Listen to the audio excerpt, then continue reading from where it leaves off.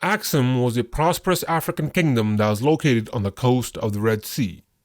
It was centered in a major commercial trade route between ancient India and the Roman Empire, making Axum a major player between the two regions.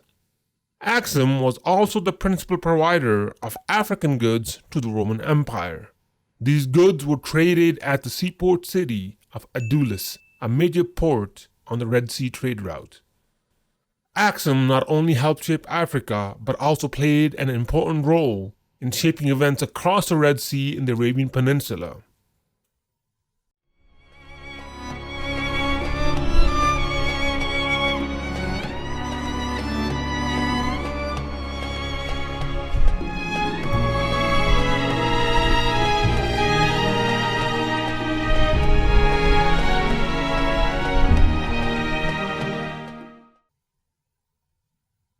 Axum began as a city-state, and by the 1st century AD they had conquered Adulis, a major port city, making them a local player on the commercial trade route between ancient India and the Roman Empire.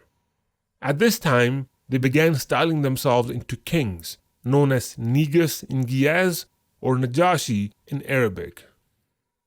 Around 325 AD, King Azan of Axum converted to Christianity and made it the state religion. By this time, Axum had absorbed smaller surrounding kingdoms into their realm, making them an even bigger trade and military power. It is around this time that Axum also started being referred to as Ethiopia, or by the exonym Abyssinia. During King Caleb's rule in the early 6th century, Axum would reach its farthest extent. It was during his rule that Axum would expand its territory into the Kushite kingdom in the north, smaller African kingdoms in the south, and to the Arabian Peninsula in the east. The southern region of the Arabian Peninsula, called Himyar, was another major player in the Red Sea trade route. Around 520 AD, the Jewish king of Himyar, Yusuf Asar Yassar, also known as Yusuf Dunuas, persecuted Christians in his region, burning some of them alive, likely in retaliation to the persecution of his Jewish brethren in Christian lands. King Caleb, being a Christian himself, responded by sending an invasion force to conquer Himyar.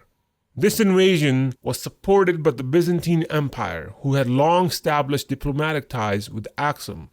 This was also a very strategic move because Himyar would give Axum complete control of the Red Sea trade. Yusuf Dunuas of Himyar was defeated by King Caleb's forces.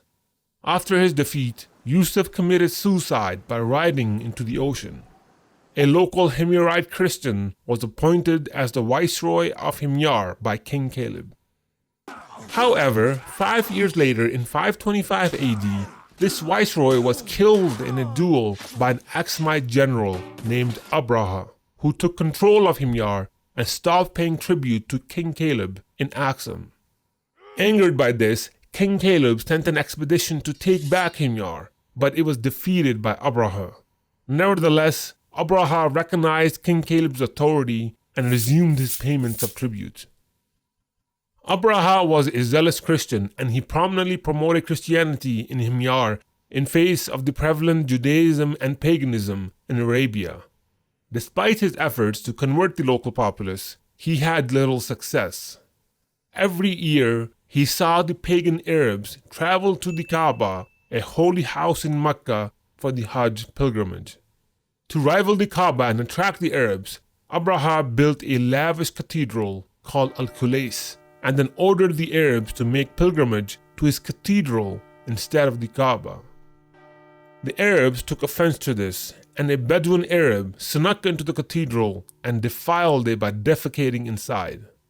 This obviously infuriated Abraha, and he vowed to take revenge by destroying the Kaaba.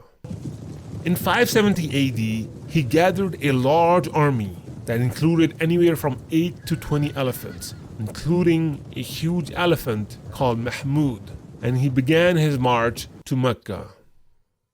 On his way there, he faced a small resistance at Qatam, led by a famous warrior named Nufail ibn al-Habib, but it was easily crushed and Nufail was captured. When Abraha reached Taif, the local tribe of Banu Taqif did not want to face the same fate as Nufail, and so they went out and tried to appease Abraha. Amongst them was a person named Abu Rigal, who went even further and offered to betray the Quraysh, the tribe of Mecca, and guide Abraha through the mountain path to their city. After crossing the mountains in the surrounding area of Mecca, Abraha captured nearly 200 camels as war booty.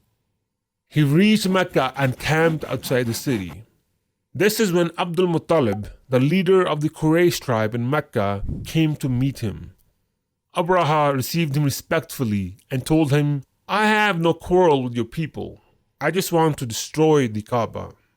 Abdul Muttalib replied, "I'm not here for the Kaaba. I'm here for my camels." At this, Abraha lost all respect for Abdul Muttalib and said, "I have come to destroy your holy house, and you are worried about your camels?" Abdul Muttalib replied with the famous words, "I am the lord of these camels, so I'll protect them. The house has its own lord who will protect it." Abraha returned the camels and Abdul Muttalib left. The Arabs of Mecca were no match for Abraha's force, so Abdul Muttalib made a prayer to his Lord and then ordered the whole city of Mecca to flee into the surrounding mountains. The next day, Abraha brought his army into the city, right in front of the Kaaba.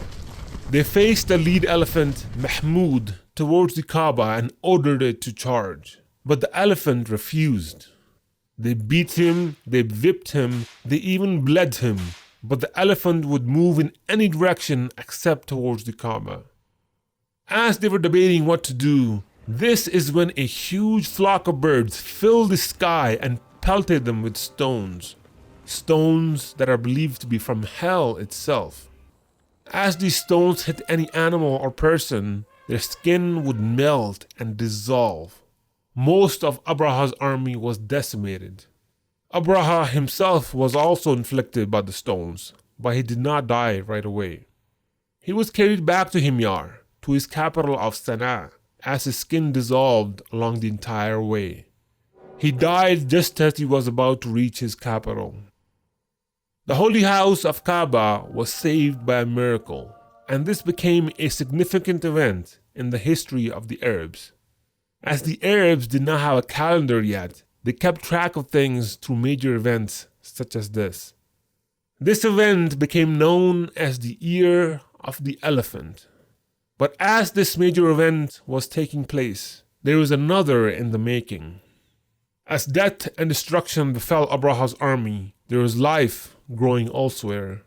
Life was being formed in the womb of a woman named Amina, Abdul Muttalib's daughter-in-law. It is said as Amina was carrying this baby during her pregnancy, she saw a light, possibly in a dream, emanate from her and cast this light on the palaces in the city of Basra, predicting events that were to come.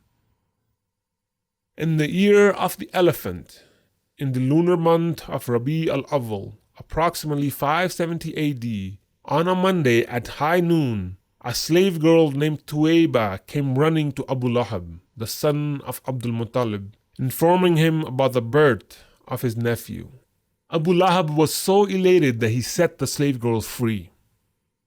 7 days after the baby was born, Abdul Muttalib circumcised his grandson and named him Muhammad. The Prophet of Islam had been born, who, as predicted in his mother's dream, was forever to change the political and the religious landscape of the entire region.